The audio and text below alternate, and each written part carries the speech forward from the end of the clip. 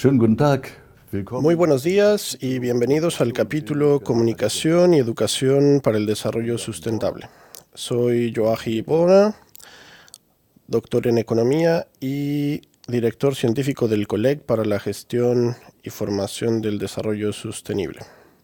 También director de la Universidad Internacional de Verano, Chile, Alemania, Brasil.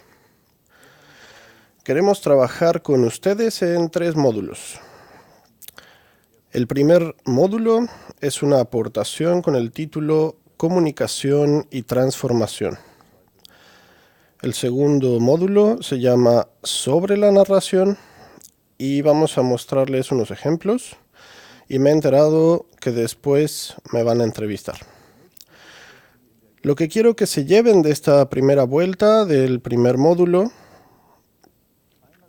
por un lado, es que comprendan y entiendan que la comunicación para el desarrollo sostenible, tanto como la discusión acerca de la sustentabilidad, son procesos históricos, son procesos de aprendizaje. Por otro lado, quiero que comprendan la importancia de la comunicación para la sostenibilidad en procesos de transformación, pero también el carácter que ésta tiene en dichos procesos. El enfoque comunicacional de la comunicación para la sostenibilidad en el periodismo, también como en la comunicación científica, se formó perceptible a finales de los años 80 con la publicación del informe Brundtland y con el inicio de la preparación de la conferencia en Río de Janeiro en 1992. ¿Cuál fue el proceso desencadenado allí? En los trabajos de Meadows, en los subsecuentes trabajos del Club of Rome, en el informe Jimmy Carter de Global 2000 y en muchas organizaciones estudiantiles se había discutido algo nuevo. La pregunta era si la manera, si las reglas del juego de la modernidad, si las reglas de la economía y consumo capitalistas podían seguir siendo de la misma forma como hasta ese momento. Y esos estudios mostraron que desde la perspectiva de las condiciones ecológicas, la situación no se podía transportar al futuro. Entonces, la discusión ya no era acerca de fenómenos ecológicos particulares o acerca de fenómenos ecológicos negativos, los cuales fueron desplazados al primer plano, sino que fue una observación acerca de la estructura global, la economía y el consumo. Y eso era nuevo. Eso era tan nuevo que abrió un nuevo acceso sistémico a la percepción del mundo. Y eso se había traído a la discusión del nivel filosófico. El cuestionamiento de la ilustración y de la visión mecanicista del mundo, y se habló también del dominio de las restricciones económicas. Y se discutió algo que nos preocupa desde entonces y aún nos mueve. Es decir, cómo se junta eso. Cómo se pueden juntar esas dos cosas. El carácter finito de la Tierra, del ecosistema de la Tierra, y el carácter limitado de las reglas del capitalismo. Esta es la pregunta general que ahora se ha acentuado y ha ganado importancia en los últimos años y décadas. Y si nos fijamos actualmente en nuestra vida cotidiana, tenemos una colección de descripciones de crisis en el debate público.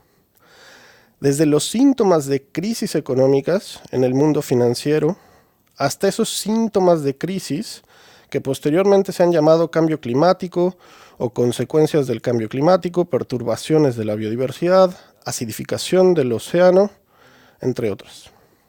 Pero regresando a los 80s, la primera fase de esa comunicación de la sustentabilidad fue aún muy simple. Fue una comunicación que se dedicó a la descripción de fenómenos y que aclaró los síndromes. Pues fenómenos es la descripción cuando uno mira qué está pasando. Y síndromes son analíticamente relaciones fijas Por ejemplo, ¿cómo sucede la desertificación? Y si la forma de cultivo podrían tener injerencia en este problema. Son síndromes, que por supuesto les puedo decir que sí. Claro, yo también puedo seguir utilizando los síndromes para tomarlos como indicadores en las consideraciones de otras tierras u otros procesos económicos. Eso es lo que era importante en esa fase y lo que es importante todavía, pero no ha sido concluida.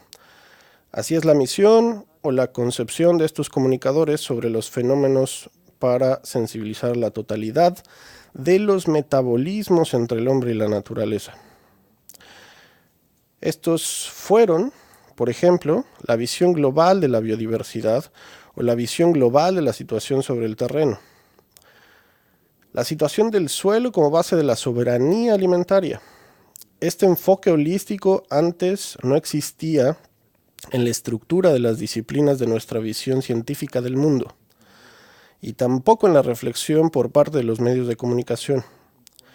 Había observaciones particulares y ahora incluso tenían que ver con una descripción de los fenómenos negativos, de los fenómenos preocupantes, fenómenos que tenían que ver de alguna manera con lo que hacemos en la cultura y en la economía. Es decir, sensibilización. Y si lo comparamos en el papel de la educación para el desarrollo sostenible, en paralelo, tenemos ya el desarrollo de una educación sobre el desarrollo sostenible. Entonces, están sacando temas que se incorporan en el nuevo aprendizaje y las estructuras educativas. El mismo hecho sucedió y fue apoyado por la comunicación. Bueno, y en el sistema de comunicación de los medios, en los medios de televisión y la prensa, por supuesto, con los fenómenos, con la acción no sostenible, tenemos un producto fantástico que es el producto de los informes catastrofistas, que luego posiblemente fueron utilizados para aumentar el volumen de ventas de periódicos. Katastrophenmeldungen, die dann möglicherweise oder so eingesetzt werden, den Umsatz der Zeitung zu vergrößern.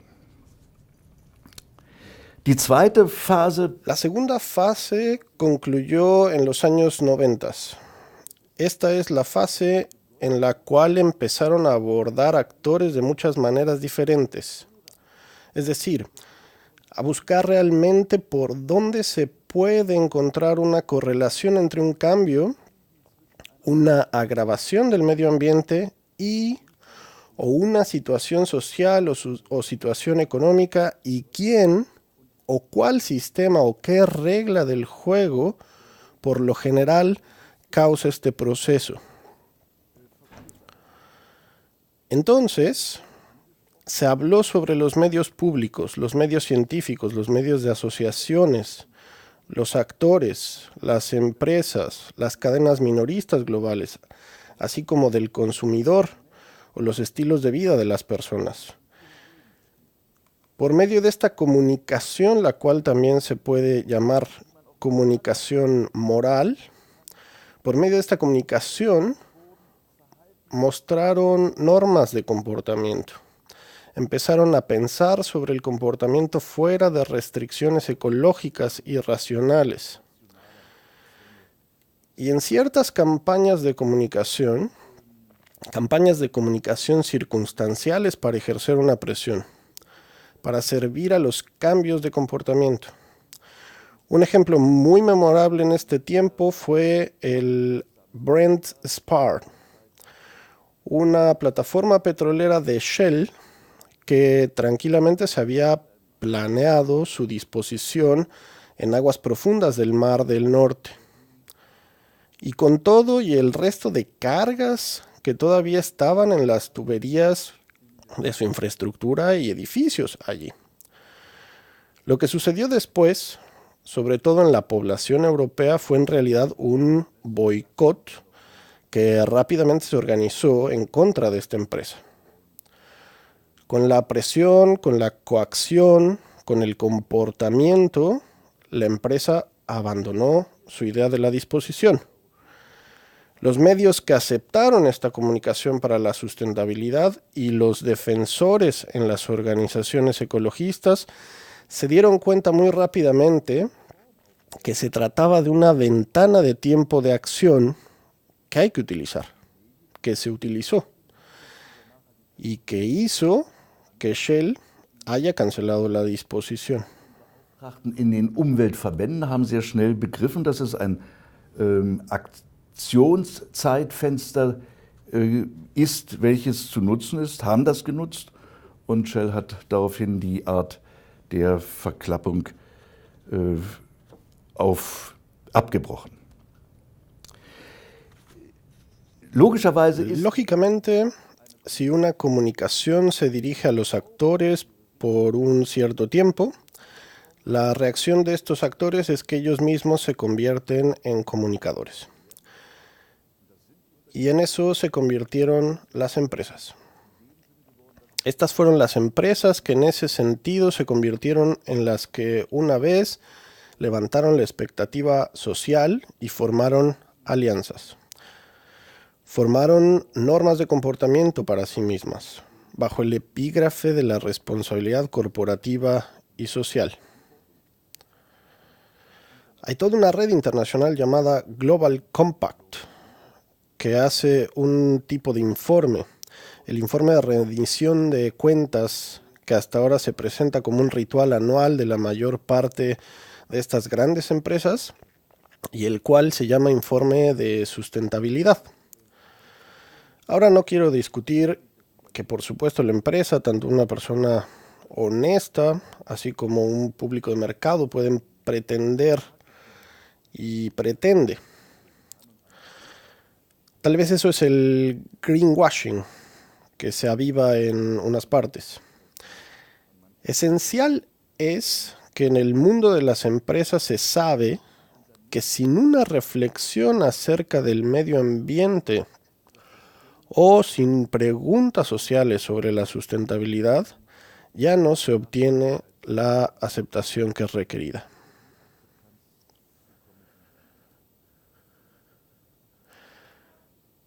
En estas dos fases todavía no existe lo que conocemos hoy en día como comunicación para la sostenibilidad. En los años 90 colaboramos con el Instituto Green en un proyecto de investigación que fue llamado Equilibrio, en el cual se examinó y debatió con los medios públicos y privados, los medios audiovisuales, los problemas de integración de la sostenibilidad en sus programas. Y solo a finales de los años 90 parecía, y curiosamente las televisoras privadas fueron las primeras, que los temas de protección del medio ambiente, las cuestiones del desarrollo sostenible, la organización de estructuras socioeconómicas y socioculturales, ecológicas y sociales, tenían un rol que estaba orientado hacia el futuro. El periodismo describe el rechazo y la distancia hacia estos temas durante el tiempo en el que no era realmente posible hablar de la sostenibilidad. Y de alguna manera estaban en lo correcto. El problema permaneció ahí, ya que no había ninguna gran narración sobre lo que debería ser el desarrollo sustentable. Pero en la cultura cotidiana, en las acciones de las ciencias y de los activistas, apareció la sostenibilidad como un vasto mar infinito de ejemplos individuales, temas individuales, caminos de acción y resultados. Y eso es lo que es esencial aquí. No se estableció relación para las condiciones de desbordamiento que habían sido claras durante mucho tiempo en la naturaleza, así como también en el ámbito social. Un indicador es el llamado Earth Overshoot Day, un proceso de facturación que examina cómo es la relación entre la biomasa producida en la tierra y el uso y consumo de la misma, ya que esta relación parece estar comprometida. Ya a los finales de los años 80 iniciaron a hacer este cálculo y para ese entonces resultó que para el 23 de diciembre fue alcanzado este Earth Overshoot Day. Así que esa vez no estuvo en la zona verde, pero tampoco en la zona peligrosa. Una declaración. Hey, el 23 de diciembre de este año vamos a haber consumido todo lo que producimos en la biosfera. Llegamos al 2015, el 13 de agosto. El 13 de agosto consumimos todo lo producido y lo nuevamente reproducido de la biosfera. ¿Y qué hacemos? Entramos de nuevo en el capital. Es decir, que tomamos de lo que tenemos como base de la producción de riqueza y lo quitamos de raíz, las fuentes primarias. ¿Que esto no es eterno? Es claro para nosotros. Pero esa diferencia no fue abierta de manera intensa en aquel tiempo, e incluso tampoco ahora. El debate sobre la sostenibilidad. Uno puede reformular esto de nuevo. La comunicación para el desarrollo sostenible estaba, hasta el comienzo del nuevo milenio, caracterizada claramente por ser histórica. Por tanto, no describe los procesos causales y por lo general ocurre fuera de contexto. Bueno, ahora la tercera fase. Y también tenemos una más, la cuarta. La tercera fase surgió de los movimientos de búsqueda, los cuales tenemos en la ciencia, así como en la sociedad civil, en los movimientos ambientales. Es la búsqueda de una descripción sistémica de qué es el desarrollo sostenible. Y esa búsqueda de la descripción sistémica es muy emocionante porque empezó a decir, una vez más, no estaba incluido en nuestros modelos perceptuales. Dijo, tenemos la situación en que las tareas económicas, las tareas ecológicas y las tareas sociales están en condiciones de igualdad. Y trabajaron en ese proyecto. Entonces desarrollaron el triángulo mágico, que juntó estas tres dimensiones en un triángulo. Estaba definido nuevamente en el nivel de la interpretación de este sistema por decir que la dimensión ecológica en este triángulo es la analítica. También se puede decir de manera diferente. Lo teníamos descrito en la comisión Enquete. Es la constante relativa en toda nuestra relación.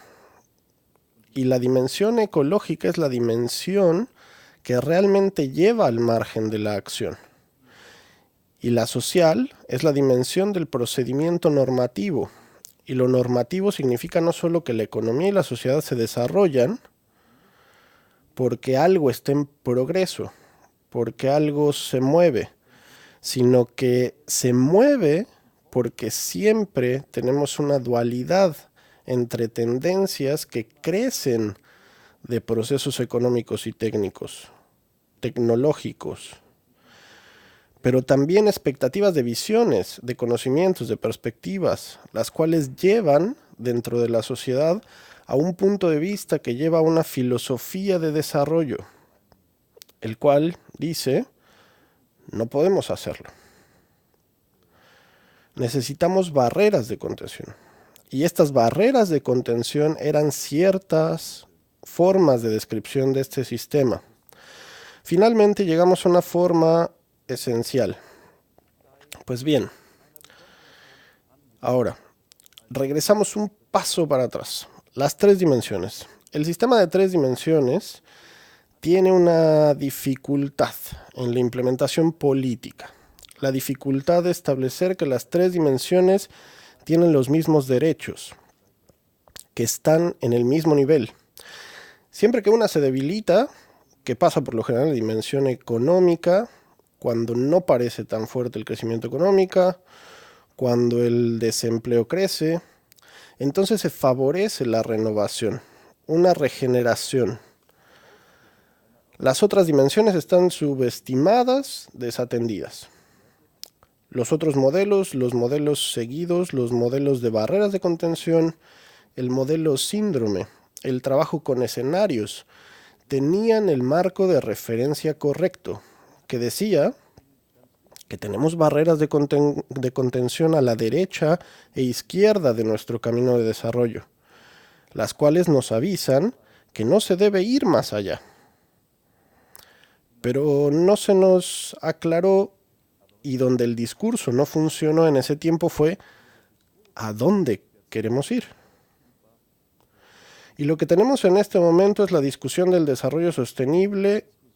Es metafóricamente algo que se podría llamar. Tenemos una ética mundial. Llegamos al punto de darnos cuenta que no podemos tener 2,5 o 3 mundos para realizar este modelo económico, sino que llegamos al punto en el que necesitamos suficiencia, eficiencia, longevidad como patrón de nuestro objetivo. Y la discusión actual en la ONU por los objetivos para el desarrollo sostenible en la próxima década y en el acompañamiento de estos objetivos sostenibles con las 6 barreras de contención planetarias, es decir, el incremento de CO2 solo dentro del margen del presupuesto, que una elevación de la temperatura de 2 grados no será traspasada, que casi ya no se puede mantener, o la reducción de la acidificación de los océanos, etc. Lo que nos lleva a este punto. No basta moverse en las barreras de contención planetaria, sino necesitamos un desarrollo comunitario. Necesitamos promoverlo conscientemente, una imagen significativa. Y la imagen de la sostenibilidad que se ha elegido aquí es una boya, o boyas en un canal de agua.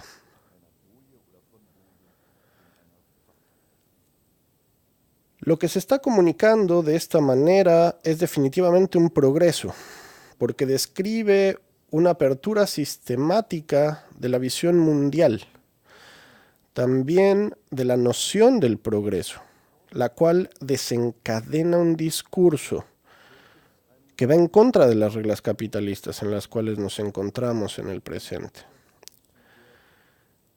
Y donde existe la pregunta que el presidente del Consejo Asesor para el Medio Ambiente había definido hace poco tiempo, ¿nos movemos con nuestros enfoques de solución dentro o fuera de las reglas capitalistas? Lo cual comenzó la discusión. ¿Qué manera de comunicación tenemos aquí ahora? ¿Qué comunicación empieza aquí? Está empezando la que en base al conocimiento, en base a la educación sobre el desarrollo sostenible, está buscando formas, métodos, competencias de educación para el desarrollo sostenible. Entonces, ¿qué significa eso? Significa que el desarrollo, el empoderamiento de personas, al igual que el de instituciones, favorecen una autoeficacia. Eso significa el desarrollo de capacidades para poder actuar también cuando las reglas de acción y condiciones marco son inseguras. Eso significa la competencia de poder imaginarse futuros, alternativas de futuro. Y para modelarlas y equilibrarlas, ¿cuáles de las alternativas, bajo las condiciones marco de las que se vive y trabaja en el presente, parecen ser realistas? ¿De dónde obtiene uno ayuda para ello?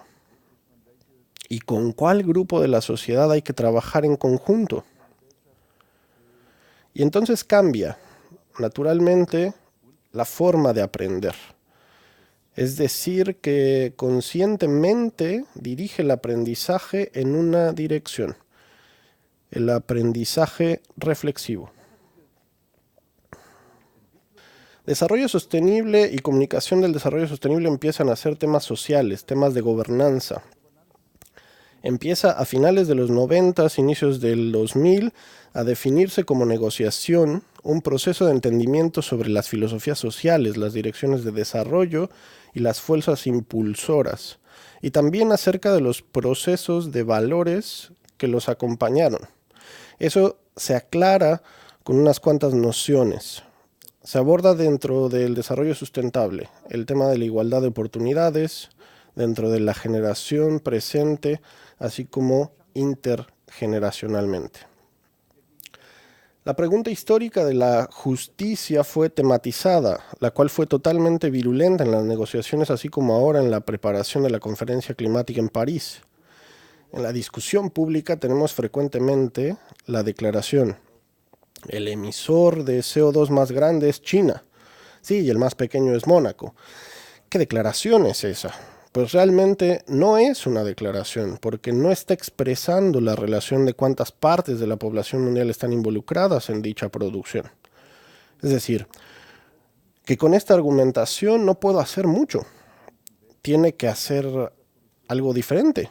Tenía que calcular las emisiones por persona y tomar la base y preguntar: ¿quién es el más grande emisor? ¿Quién tiene algo de holgura para moverse en el futuro? ¿Y quién tendría el derecho de aumentar su producción? Porque debería tener las mismas posibilidades que en su proceso de desarrollo, como los otros países las han tenido. De esa discusión tenemos muy poco. Desaparecemos la pregunta histórica de la justicia, la cual determinaría que China y Brasil y los estados africanos aún tendrían que tener el mismo presupuesto de emisiones o tendrían que recibirlo, si calculamos los pasados 200 años de desarrollo.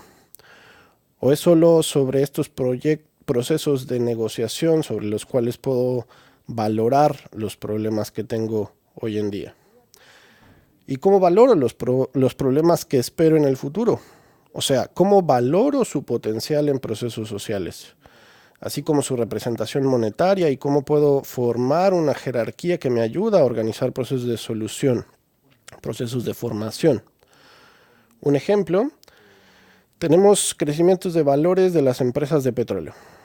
Por el momento no tan fuerte, pero tenemos la discusión y tenemos el conocimiento de que normalmente en la situación de presión, en el espacio que todavía está allí, el espacio en la atmósfera que está allí todavía para tomar CO2, una declaración dice: desde ahora cada recurso energético fósil tiene que quedarse en la Tierra.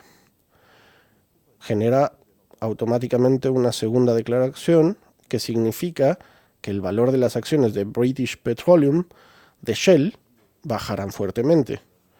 En el presente teníamos un desarrollo, una reducción de los valores. Y esa discusión no la queremos tocar por el momento. Immens einbrechen würden. Wir hätten also gegenwärtig eine Entwicklung, eine Reduktion des Werteumfangs. Und um die Diskussion machen wir im Augenblick einen Bogen.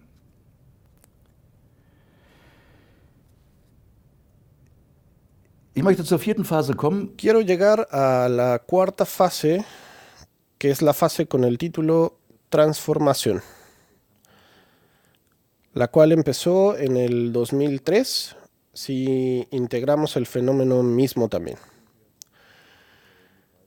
En 2003 se levantó Paul Crutzen durante una conferencia y dijo: gente, no estamos en el Holoceno, estamos en el Antropoceno. Quería decir con eso que son los humanos, es la cultura, esa cultura de la modernidad que domina la naturaleza, básicamente. Global, referido al tiempo.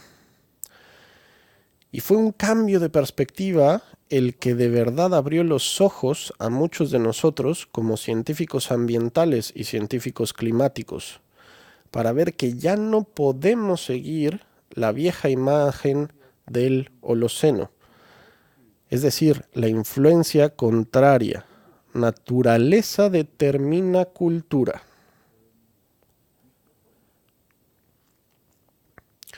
La forma del antropoceno es una forma muy destruida y la pregunta es, ¿cómo podemos resolver esa forma destruida? Y la noción transformación que se elaboró luego tiene su vecino con la noción gran transformación de un estudio de Polanyi, quien analiza el origen del capitalismo. Y de ese enfoque metódico empieza la discusión presente sobre la gran transformación. ¿Cuál es el asunto? El asunto es entender que, en efecto, por un lado, tenemos una situación de crisis en el metabolismo, en la relación entre humano y naturaleza. Y por el otro lado normativo, unas ideas de hacia dónde va este nuevo desarrollo, llamado desarrollo sostenible. Pero no sabemos cómo. No sabemos cómo llegar de un lado al otro. Eso significa que vamos al proceso de transformación, que para nosotros, del lado cultural, significa que tenemos que aprender a leer dicho proceso. Y con eso tenemos una declaración importante para los procesos de comunicación. Los procesos comunicativos actuales son participativos. Es decir, que se trata de procesos de búsqueda. Son procesos controversiales de comunicación. Pero son procesos de búsqueda que aportan la generación de conocimiento a la sociedad.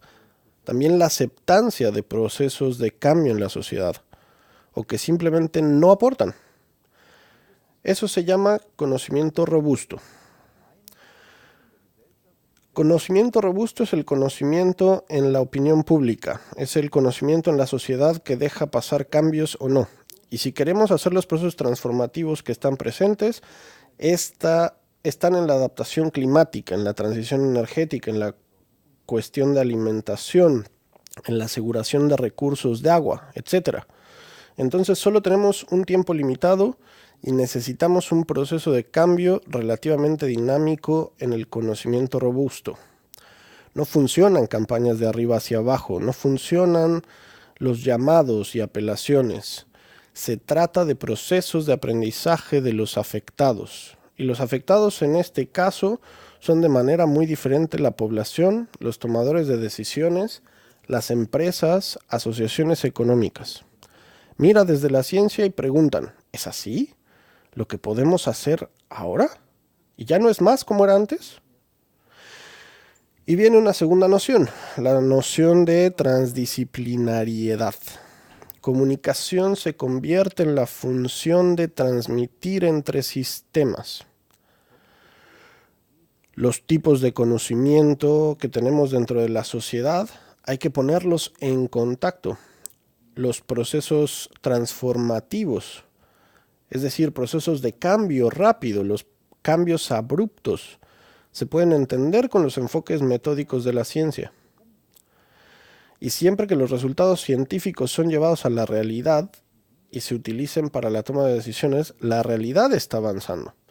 Eso significa que necesitamos un acceso investigativo que junte diferentes tipos de conocimiento científico, conocimiento práctico, conocimiento indígena. Y eso se llama aprendizaje transdisciplinario. Ahora podríamos hablar una hora más, pero no lo voy a hacer. Voy a decirles 5 o 6 nociones más.